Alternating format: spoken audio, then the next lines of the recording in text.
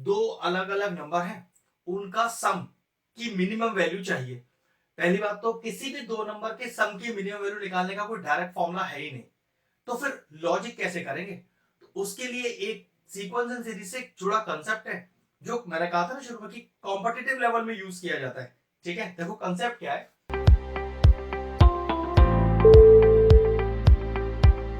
Hello friends, आज हम topic discuss class 11 से चैप्टर लिया है हमने सीक्वेंस सीरीज। एक बहुत ही इंटरेस्टिंग सा क्वेश्चन लेके आए। इस तरह का क्वेश्चन आपको किसी बुक में तो मिलने वाला नहीं है, और जिस तरह का इसमें कंसेप्ट लगने वाला है ये कॉम्पिटिटिव एग्जाम्स में आने वाले क्वेश्चन है। लेकिन ये क्वेश्चन जहां से मैंने लिया है वो जो क्लास 11 का फाइनल एग्जाम हुआ है उसमें मौजूद था। तो चलिए मैं आपको करके दिखाता हूँ।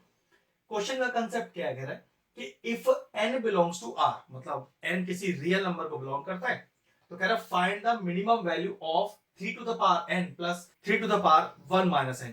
मतलब दो अलग अलग नंबर हैं, उनका सम की मिनिमम वैल्यू चाहिए। पहली बात तो किसी भी दो नंबर के सम की मिनिमम वैल्यू निकालने का कोई डायरेक्ट फॉर्मूला है ही नहीं, तो फिर लॉजिक कैसे करेंगे?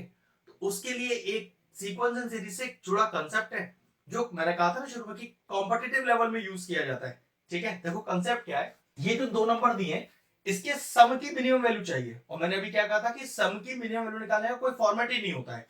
तो एक्चुअल में ऐसे मान के चलो कि ये दो नंबर अगर ए और बी होते, ठीक है ध्यान रखो, अगर ये दो नंबर ए और बी होते, तो सोचो हमने ऐसा सीक्वेंस सीरीज में क्या पढ़ा है कि ए प्लस बी लिखा आ जाए। पहली बात तो पढ़ा ही नहीं है ऐसा कि ए प्लस बी लिखा आ जाए। एक चीज पढ़ी है कि ए प्लस बी बाय टू लिखा आ जाए, लेकिन दिक्कत है अपॉन में तो कोई टू है नहीं ना। तो एक बात तो गारंटी है कि ये ए प्लस बी अगर करना हो तो वो तब तक नहीं होगा जब तक डिवाइडेड बाय टू ना हो, और डिवाइडेड बाय टू करने के लिए अर्थमेटिक मीन मतलब एम निकालना ही पड़ेगा। वो तो मैं क्या करूंगा, लास्ट में कुछ ऐसा एडजस्टमेंट करूंगा कि टू यहां से हट जाएगा। ये गारंटी हो गया कि इस क्वेश्चन को अगर सॉल्व करना है, मिनिमम वैल्यू निकालना है सम का, तो सम को डिवाइडेड बाय टू करके ही आएगा, जिसको एक्चुअल में सीक्वेंस एंड सीरीज चैप्टर में अर्थमेटिक मीन बोलते हो। अब इससे जुड़ा एक कॉन्सेप्ट है, उस पर ध्यान रखो। वो क्या कॉन्सेप्ट है? Arithmetic mean is greater than equal to geometric mean is greater than equal to harmonic mean. हाँ, ये कंसेप्ट है जो आपको यहां यूज करना होगा। शुरू में ही कहा ना, क्लास 11th के ये बुक में नहीं मिलेगा क्वेश्चन, ये कॉम्पिटिटिव का ही पार्ट है। अब व्हाट इज ए एम, वो तो मैंने बता दिया आपको, ए प्लस बी बाय टू। भाई बताइए कि अगर दो नंबर हमारे पास ए और बी है तो उसका अर्थमेटिक मीन का फॉर्मूला क्या होता है? A plus B by two. फिर मैंने लिखा greater than equal to. Now what is GM? Geometric mean. अगर दो नंबर ए और बी हो तो ज्योमेट्रिक मीन क्या होता है? Under root of A B. भाई इतना तो आपको पता है, अगर आप इस लेवल का क्वेश्चन अटेम्प्ट करना चाह रहे हैं एग्जाम में तो ये छोटी छोटी बात पता होनी चाहिए।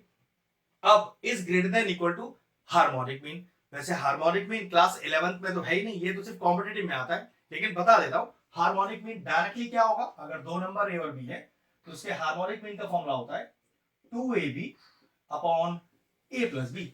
और चिंता मत करिए, यहां पर मुझे हार्मोनिक मीन यूज नहीं करना है, तो ज्यादा इसके कंसेप्ट में घुसेंगे नहीं। हमारा आंसर इसको यूज करके आ जाएगा, लेकिन जब कॉम्पिटिटिव एग्जाम्स की तैयारी करेंगे तब ये वाला कंसेप्ट भी आपको यूज करना पड़ेगा। अब हमारे पास वो जो ए और बी हम ले रहे हैं वो दो नंबर कौन कौन से, तो इन्हें हटा देते हैं।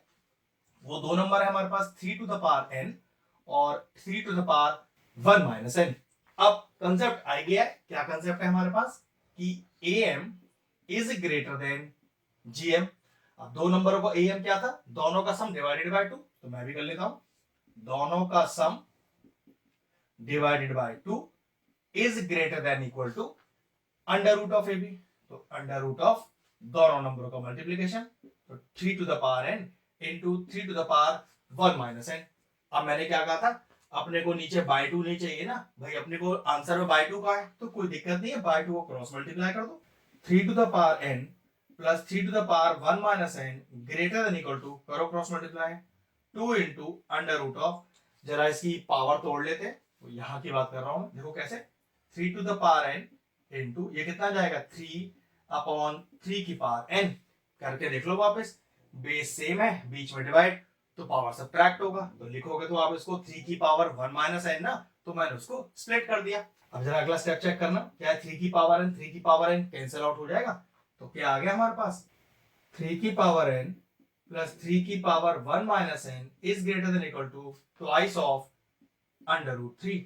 क्वेश्चन में क्या कह रहा है, इस एक्सप्रेशन का मिनिमम वैल्यू चाहिए, मतलब कम से कम कितना वैल्यू होगा, ज्यादा या कम की बात नहीं कर रहा। हम क्या कह रहे हैं कि इसी एक्सप्रेशन का कम से कम वैल्यू, मतलब इक्वल टू दिया है ना, कम से कम वैल्यू 2√3 होगा या फिर 2√3 से बड़ा होगा। हमसे पूछा गया है भाई कम से कम वैल्यू क्या होगा, तो लिखेंगे therefore the minimum value of 3 to the power n plus 3 to the power 1 minus n is 2√3। ये बात समझने वाला है। हमारा आंसर आया था कि इस एक्सप्रेशन का वैल्यू या तो 2√3 के बराबर होगा या उससे बड़ा होगा।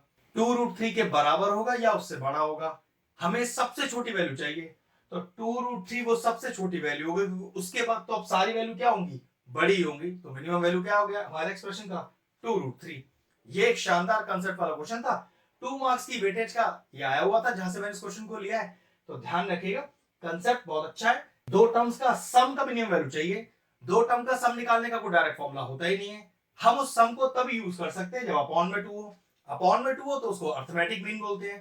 कंसेप्ट मैंने आपको बता ही दिया कि arithmetic mean is greater than equal to geometric mean is greater than equal to harmonic mean. Harmonic mean का अभी हमारे सिलेबस में कोई यूज नहीं, इसे हटा देते हैं। तो इन दोनों का यूज किया और देखो हम अपने गिवन एक्सप्रेशन तक आ गए। तो ये रहा हमारा क्वेश्चन फिनिश हुआ। अगर आपको इस तरह के और इंटरेस्टिंग वीडियोस देखने हैं तो हमारे चैनल की प्लेलिस्ट में जाएं, वहां सीक्वेंस सीरीज चैप्टर की सेपरेट प्लेलिस्ट बनी हुई है। वो प्लेलिस्ट मैं एंड स्क्रीन में डाल दूंगा और सारे इंपॉर्टेंट चैप्टर्स की प्लेलिस्ट के साथ, जाके उन्हें भी चेक कर सकते हैं। ये शानदार सा क्वेश्चन तो फिनिश हो गया, वीडियो फिनिश करते हैं।